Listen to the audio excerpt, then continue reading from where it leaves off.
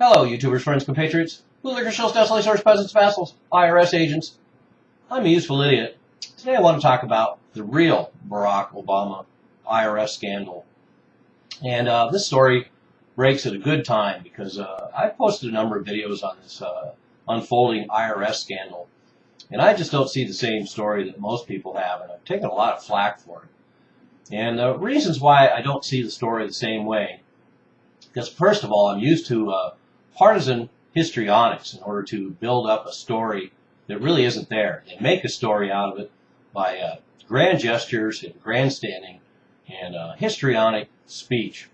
And the other reason why I don't think this is much of a story is because there hasn't really been a connection made between the administration and the IRS. And as I did in my other videos, it turns out, too, there's at least 100 years of abuse of power of the IRS by the government. And that includes presidents, congressmen, and their staff, who apparently all have access to the IRS to target people. And another part of this story, too, is the fact that just the nature of bureaucracy, there's a fine line between incompetence and confusion and conspiracy. And we see this in a lot of areas when looking at government activities. And lastly, of course, I'm still not convinced that it's all about targeting conservative groups. It seems like they were looking for Tea Party groups particularly, and the status quo GOP had just as much reason to target those groups as anyone else. And also, as it turns out that the whole plethora of different groups were challenged, and not necessarily just the conservative groups. But that said, let me get to this story, because I'm all for taking down Barack Obama, or smearing Barack Obama, or catching him red-handed, or digging up scandals and focusing on them.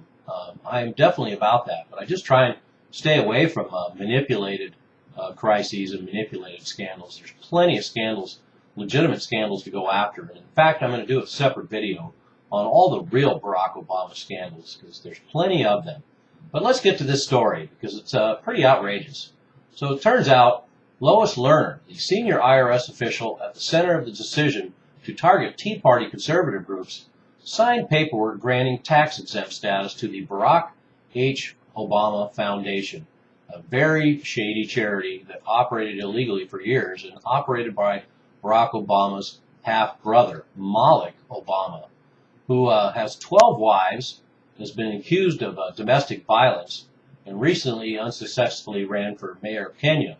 He's also best man at Obama's wedding, so in spite of his unsavory character, he's a family favorite, apparently. And Malik started this charity the very year that Barack Obama ran for president, so he started cashing in 2008. And but boy, to me, this is a real scandal, and it has all sorts of direct connections to Barack Obama. And so for me, this is a legitimate scandal, and this is an abuse of power. And I think there's a lot more provable criminal activity here than there is in the so-called IRS scandal. So Lois Lerner approved this application within a month of the application, 27 days to be exact. And not only that, in an unprecedented move, the tax-exempt status was given retroactively all the way back to 2008. So kind of like the government does now. You can break the law, and then in the future, you can change the laws to make the illegal activities of 4 or 5 years running all of a sudden become legal.